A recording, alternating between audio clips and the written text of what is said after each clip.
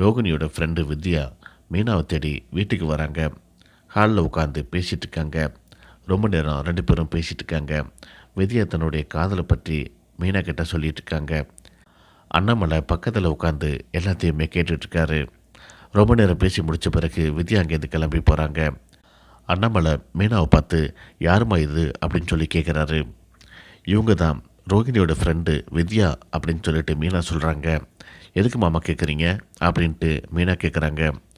இல்லை, நேற்றுக்கு கிறிஸ்டோட அம்மா அப்படின்னு சொல்லிட்டு ஒருத்தவங்க ஃபோனில் பேசினாங்க இல்லையா, அந்த பொண்ணு குரலும் இந்த பொண்ணு குரலும் ஒன்றா இருக்குது, அதான் கேட்டேன் அப்படின்னு சொல்லிட்டு அண்ணாமலை சொல்கிறாரு. மீனா இந்த விஷயத்த முத்துக்கிட்ட போய் சொல்கிறாங்க. ஏதோ ஒரு சதி நடந்துட்டுருக்குது, அது என்ன அப்படிங்கிற விஷயத்த சீக்கிரமாகவே நம்ம கண்டுபிடிக்கணும் அப்படின்ட்டு முத்து சொல்கிறாரு. எனக்கு என்னமோ உங்கள் அண்ணன் மேலே தாங்க சந்தேகமாக இருக்குது அப்படின்ட்டு மீனா சொல்கிறாங்க. இல்லை மீனா, அவன் மேலே தப்பு இருக்காது. அவன் மேலே தப்பு இருந்தாக்கா அன்றைக்கி நான் கேட்கும்போதே அவன் வளரிருப்பான். அவனுக்கு தெரியாமல் இந்த பார்லரம்மா ஏதோ ஒன்று செஞ்சிட்ருக்குது, எல்லாத்தையும் நம்மக்கிட்ட மறைச்சிட்ருக்குது.